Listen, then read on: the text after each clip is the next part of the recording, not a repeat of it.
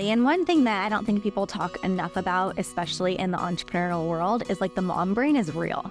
I didn't start feeling like myself for at least 6 months where I was able to think clearly. Hello, and welcome back to the Blissful Mompreneur Podcast. I'm your host, Christina Hall, and I am so grateful you are tuning in today. Today, I have the privilege of sitting down with Megan Tobler, host of the Self StartHer podcast and founder of toddler, a vibrant community designed for women who are building businesses while balancing life at home. As someone who transformed her own journey into a thriving space for connection and growth, Megan has firsthand experience navigating the challenges of entrepreneurship and life. She's passionate about empowering women to pursue their ambitions unapologetically, sharing relatable advice, actionable strategies, and real-life stories. Through Self StartHer, Megan has cultivated a space where women can find the tools, inspiration, and confidence to thrive in both business and life. Megan, welcome, and thank you for coming on the show.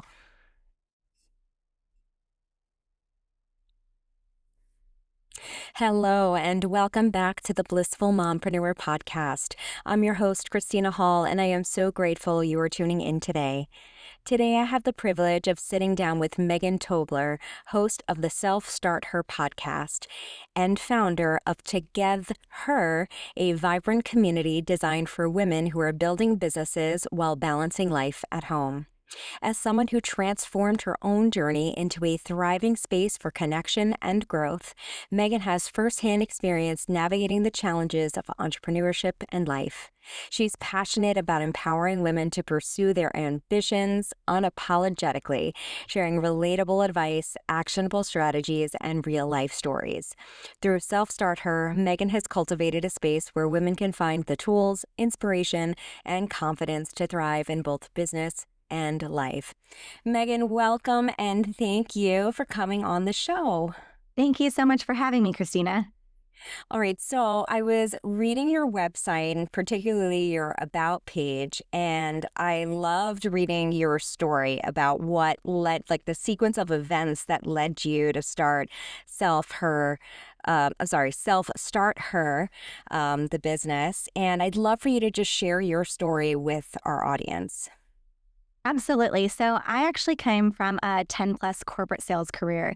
I was climbing the corporate ladder. I was chasing the promotions and the money and just the lifestyle. And it honestly wasn't fulfilling. You know, that the higher you get, you almost, I don't want to even say it quite like this, but it just felt emptier inside. But not only that, I knew one day that I wanted to be a mom. And with my lifestyle and the way that it was, I was working around the clock because in sales, it's not just a standard 9 to 5. It's a 24/7 because you're commission based and your lifestyle is really based on making those deals and hitting the quota every single month. So not only was I working 24/7, but I was also commuting up to 3 hours each way to and from work. And I just couldn't picture how on earth I would have the life one day that I was really imagining. I wanted it all. I wanted to be the mom. I wanted to be the successful business person. But in my current reality, I had no idea how that was possible. So I decided to take a step back and figure out, okay, this is my current situation and I can't change that right now. But I'm curious. There's other women that have come before me that have decided to leave corporate and they started businesses of their own. So what I did is I leveraged my corporate sales skills and I reached out to these women and I started to ask questions and I put it on record. And I recorded these conversations and I was curious about their journeys, ultimately their success stories. And instead of just keeping all that knowledge, I shared it with the world. So honestly, my entrepreneurial journey started with hitting record and just deciding that I had enough of the corporate world and getting curious about what really life would look like if I took a step away. Now, that I will say to date was the best decision that I have ever made in my entire career, was just getting curious and hitting record. Because what happened was, fast forward a few months later, right after I announced my pregnancy to my company, I was a part of a mass layoff. And if it wasn't for starting to already have these conversations, I probably would be back in corporate today. But what happened was I had already laid this beautiful foundation and realized what was possible if I had just taken the opportunity to bet on myself. So I used that as a moment where I really realized, okay, if not now, then when? And that's really where the beginning of my entrepreneurial journey started. It was right after a layoff. So I know you're all about really preparing for maternity leave. Unfortunately, I was in one of those situations where I wasn't able to fully prepare in the way that I would have should I had the notice given before. But I was able to maximize my experience and really lean into that season of life and just go all in on myself during that time. So it was a really beautiful experience when I could have looked at it as a negative experience per se. Absolutely. And when I was reading your about section and I got to the part of your story where you were laid off, I literally said out loud, I was like, oh my gosh, like that's so heartbreaking to me, to be in that position of like being excited about having a baby and then having that uncertainty. But so inspirational, particularly for my audience, that you were able to turn that into, start your entrepreneurial journey and start it into a thriving business. That's really, really wonderful. Well, I do want to just asterisk it for a second. I would not have been able to do this without a supportive partner, because anytime that I always say, if you're going to jump into entrepreneurship, I either recommend starting as a side hustle to be able to make sure that you have some funds to keep you going, and then you're not like strapped for cash and making rash decisions and really operating from a state of lack instead of making sure you're going into a state of abundance, or making sure that you have the funds to be able to support you in that process.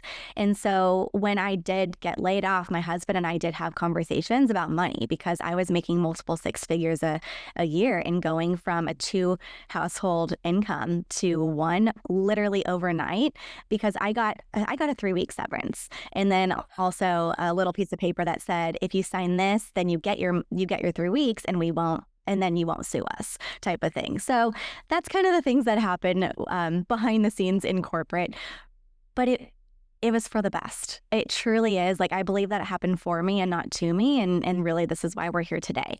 But it wasn't an overnight success, and I wouldn't tell anyone jumping into entrepreneurship to expect that. It definitely took a lot of work to get to where I am today, and I'm not going to lie, I still don't have it all figured out. I think that every single day is a learning experience, and we're all figuring it out one step at a time. Absolutely. So now, what would you say are like some of the mistakes that you've made along the way that you've like learned from? Ooh, that's good. So I know one of the things that you talk about is making sure to like delegate and to create systems. I am really good at knowing what those systems should be in my head, but putting them out on paper and like actually systematizing it in a way that you're working smarter and not harder. That was something that early on I really struggled with, because in my head, it all made sense, but I was definitely working way harder than I needed to be. So for instance, with ChatGPT, now I've been able to really figure out how to take all that information, and I'm not using ChatGPT in a way where it's just you're taking all of that and you're just copying every single thing that they're doing. But I'm using it in a way where I'm able to put strategy into place. So I'm taking it to help me implement different templates and formats for my blog posts and my emails. And I really trained it in order to make sure that it understands my voice and my tone. And then obviously, as I'm sure you do, you go in and you make the tweaks to be able to make sure that it sounds just like yourself. But again, it was working. When you jump into entrepreneurship, sometimes you think that you need to be working all the time in order to like justify what you're doing, but that's not necessarily the case. It's really about working smarter and not harder, and making sure that those systems are in place from day one, because delegation, I know it's something that you also teach, is so important. And I know that everyone says outsource from day one. I didn't have the funds to be able to outsource everything that I wanted to outsource, because like I said, I was laid off and I didn't have that extra income to be able to utilize. So one of the things that I did know when I started my podcast, though, is that I knew that if I was responsible for editing that podcast, that this podcast would never get out into the world. So that was the only thing, and still is the only thing to this day, that I have outsourced. Everything else, everything that you see within Self StartHer and my Together community is 100% done by me. So I will say that has been something that I've enjoyed doing because I'm understanding, like I'm laying the foundations and setting the tone for everything. But also, I wouldn't say it's a mistake, but it's something that has slowed down my progress. So that's something that I'm really working on today, is figuring out how I can, again, still take everything I'm doing and really lighten the load a little bit, especially now that I'm a mama to a 20-month-old who's running around like a madman over here. Oh, so cute. 20 months. Yes. My my kids are almost 3 and 6, so a little bit past that point now. But yeah, it's still those toddler years are definitely demanding. Absolutely. And when you are in the toddler phase, I've also learned that you can't really control your schedule. Even though I don't technically have a boss, I have a boss. He's a little human at this point. Like, he completely dictates my schedule. And with him, what I've learned is that I had to be very intentional with my time because, like I said before, like I thought that I had to do everything. And I learned very quickly once I had this little one that I couldn't do everything that I wanted to do. So what I learned that I had to do is be very intentional with the time and set every single day. I would set like maybe between 1 to 3 specific tasks that I knew needed to get done. So I would prioritize what is the most important thing. If I only have time to get one thing done today, what is it that I have to get done during maybe the 10 minutes to an hour that I have in the day? And so that is something that has been really a huge learning curve for me, specifically when I came from the corporate world where I had 8+ hours a day to get everything done. I don't have that anymore. So now it's like this big reality check that no, you have anywhere from 10 minutes to an hour every single day. So what is the most important task that you need to get done, and focus on that first? Everything else is a bonus. Absolutely. And this is why I always say that, setting up your business for maternity leave, it's not just for maternity leave. It really is for motherhood as well, because Absolutely. once we step into motherhood, our lives completely change, and we're not able to spend like the crazy hours. I mean, before I had kids, I was working like at least 60 hours a week on my business, like doing literally everything. And you just flat out can't do that once you're a mom. They have so many needs. So that's why I really preach, kind of setting everything up ahead of time so that when you step into motherhood, you have those systems in place. You have a support, team and whatnot. Absolutely. They do need it. Well, and speaking of support too, one of the things that I've also learned is to surround myself with people that are also who either understand it or are going through it as well.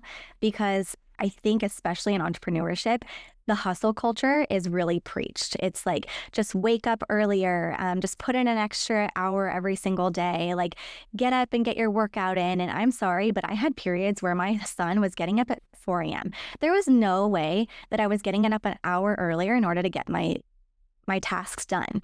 It was honestly everything that I could do to keep my eyes open during the day. So that's what I really realized, is to lean into the people that are in the similar seasons of life and who get what you're going through, and to lean on them, because those are the types of people that are going to really help you in your business and help pick you up in the times when maybe you're feeling a little bit down, because that's gonna happen too. It's just natural. Yeah. And they often say that entrepreneurship can be very lonely, and it's so true. So having that support, having that community is really important, which actually takes me to your community. So can you tell us a little bit about your Together community and what's inside there? Definitely. Well, the Together community actually started because of the podcast. I was enjoying all of my conversations with these amazing, incredible women that I had interviewed over the last 2.5 years. And I noticed that people were craving connection and community. They really were going through the same things, but didn't have people to turn to be able to, like we were talking about, like lift them up and show them what was possible, and help elevate their certain skill sets. So whether that be at the house or maybe in their business. And so I was looking around what was around me, and I decided, why not create something that I need right now? And that was a community that wasn't just for business. It wasn't just for motherhood. It was really blending the two together, because when you're a mom, it isn't business or motherhood. It's business and motherhood, because it's just blended together in this messy middle, and it's beautiful, it's chaotic, And it's just reality. So I wanted to be able to have a place where these women could not only go and to get the support that they need from women, like I said, who were going through it at the same time, but also women that were ambitious and building these businesses and also juggling, like I said, that chaotic mess at home. So I wanted a place where these women felt supported in all areas of their life. So whether it's how like to maybe get like better at their email marketing, but also understand, okay, how do I feed my picky toddler? Everything is inside this community to be able to make sure that all of their needs are met and that they're doing it in a way, again, where they're just supported in these seasons because they are seasons and they're temporary, but we need people that understand what we're going through. Oh my gosh. I love that you also bring in those motherhood elements, not just the business. Because I don't really think there are like many communities, if any, that are doing both, and like you said, all of that stuff is needed because we're dealing with everything at the same time. Oh, I know. And the women that I'm bringing in, even as guest experts, because like I said, I don't claim to have everything figured out. And even as I continue to elevate myself and my business and in my career, I believe that if you claim to have everything figured out, then you're just doing yourself a disservice. We're human beings, and we're constantly we're here to learn and to grow. And I think that there's always more that we can learn and to really absorb. So really what I'm doing in this community is, like I said, not claiming to be the expert. And instead, I'm an aggregator. So I'm reaching out to women who are experts in the best of what they do in these specific fields and bringing them to the community. And these women also are moms, so they understand how to talk to these women and they get what they're going through. So like I said, it's not someone that's going to come in here and tell you just hustle harder. No, they're going to teach you these strategies to implement, and during these little pockets of the day that you have, like I said, 10 minutes or an hour, whatever works for your life, those are the strategies that we're going to help you implement during each month. So each month is themed based on the guest speaker for the month. That is just beautiful. I love the concept, and that you're offering that to mothers and business owners. It's so helpful. So you have interviewed so many amazing women on your podcast. What are some of the lessons that you've learned from the people that you've interviewed on the podcast? The first one is start before you're ready. So women, especially as entrepreneurs or just as beings, I should say, we are very critical of ourselves. We think that we have to be perfect before we can show up. And the reality is, I mean, I've been talking about this the entire time. Like, I'm never going to be perfect. I'm never going to have it figured out. And if I waited until that day, I would never have got started. And that was really the whole basis of Self StartHer at the beginning, was just take that first step, because that first step is literally the hardest part. And after that, you just keep going and going and going. And when I created the name Self StartHer, this was before I even had my first conversation. That's one of those things, it just developed. But every single woman that came on, they all said the same thing: start before you're ready, start before you're ready. And it just hit home. The other thing is, no matter what stage of business you're in, every single woman feels like an imposter when you're learning something new. And that was actually very eye-opening for me, because I've interviewed some very successful women, and to hear that they still battle with the same things that you do when you're first starting your business, that helps you get started, because it makes you realize that we're really no different. It's just that they're further along than we are. So it's nice to be able to hear these stories, that it's real and it's relatable and it's raw, to know that, okay, they just got started. They weren't afraid of doing it messy, and look at where they are today. And there's hope for me. I can get there too if I just take that first step and I put in the work and I show up as myself. And speaking of that, just being yourself and just showing up in a state of authenticity is also a very big thing that these women have talked about, because a lot of people are held back thinking it's already been done before, but it hasn't been done by you.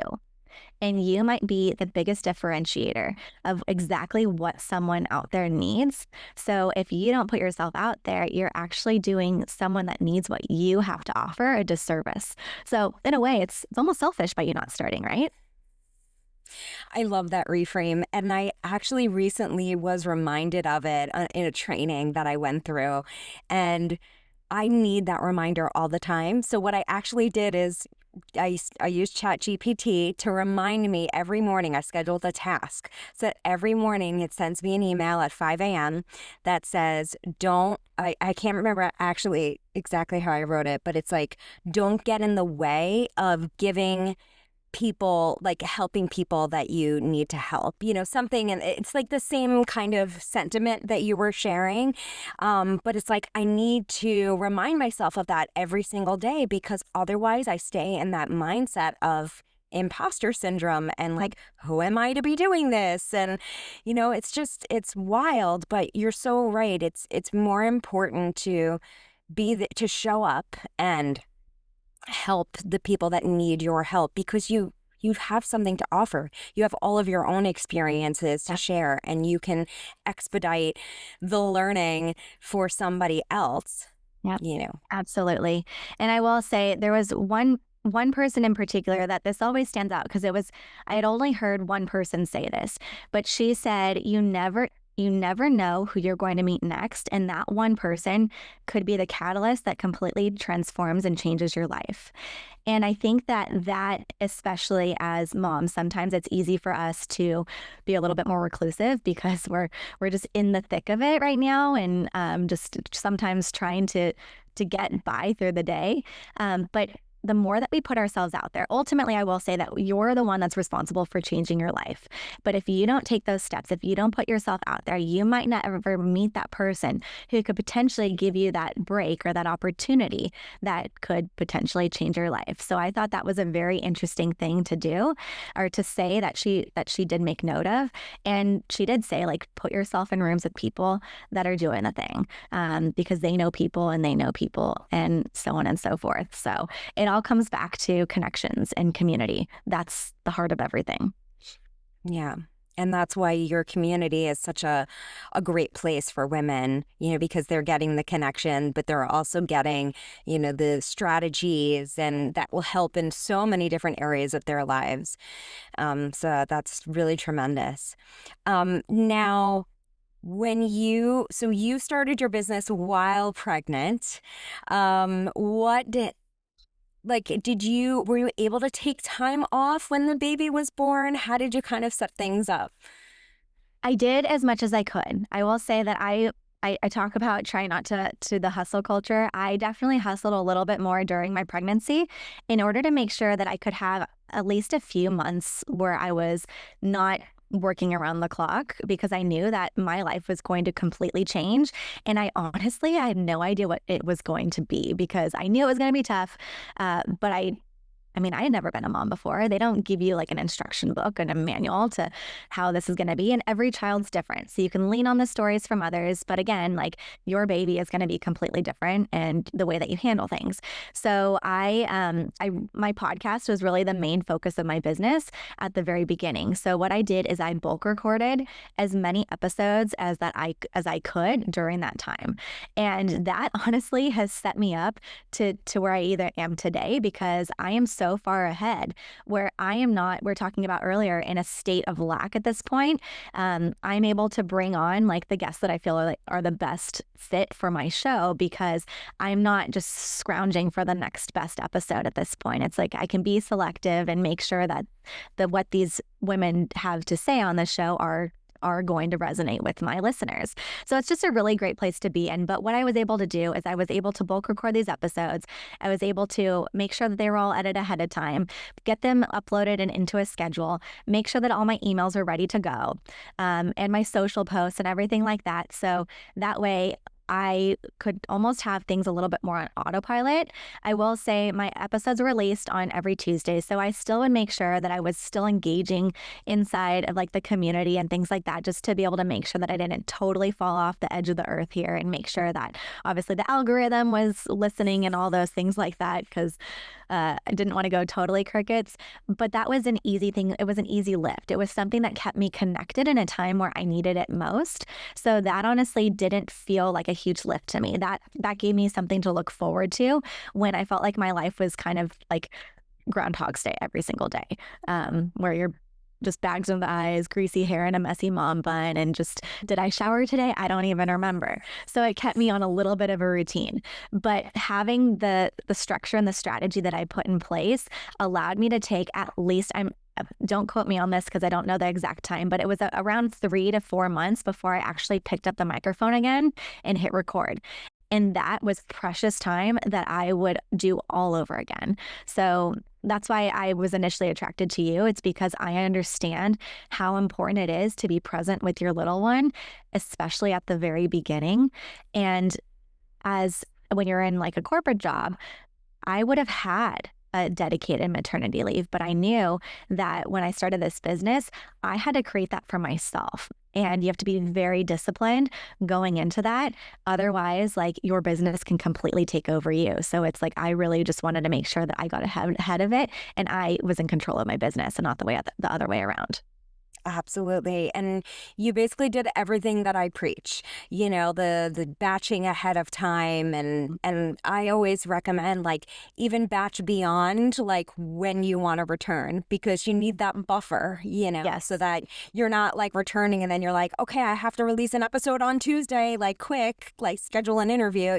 You want to have all of that done before you even go on leave. And you're right, like, it does require a little bit of, maybe a little extra work during the pregnancy, but it's going to be so worth it to have that time to just unplug and be with your baby. Definitely. And one thing that I don't think people talk enough about, especially in the entrepreneurial world, is like the mom brain is real. I didn't start feeling like myself for at least 6 months where I was able to think clearly. And even today, it's questionable. So who knows? I don't even know if I've returned to pre-pregnancy brain at this point. But I remember when I first hit record, I was really rusty. It took a second to get back into the processes of everything and get back into the flow. So exactly to your point, to be able to make sure you have that buffer, because if you get back into the routine and maybe it takes you a little bit longer to fully get back and integrated, that's okay. And to be able to make sure that you're giving yourself the grace during that season and know that, like, you will get back into things, but like, go in slowly if you can. Yeah. If you could go back and give your younger self advice, what would it be?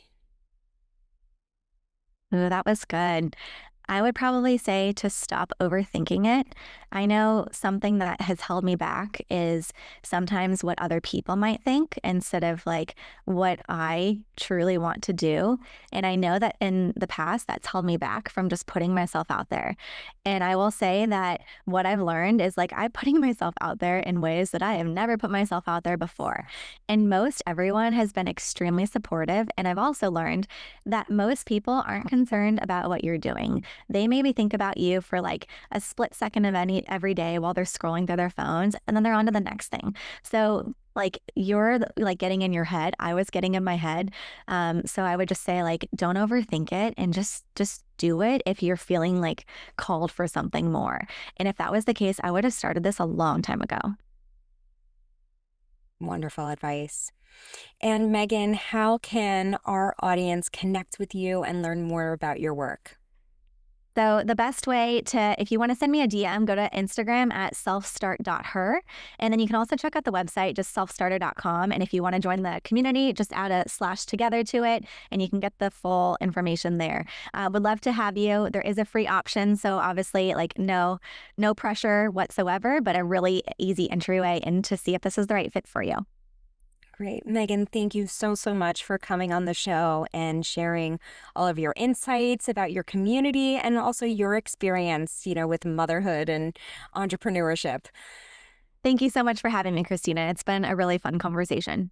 Thank you so much for tuning in to the Blissful Mompreneur Podcast. If you enjoyed today's episode, please share it with a fellow mompreneur who might benefit from the advice. And don't forget to subscribe and leave a review. It helps this podcast reach more amazing women just like you. Thank you again for being here, and until next time, keep pursuing your bliss.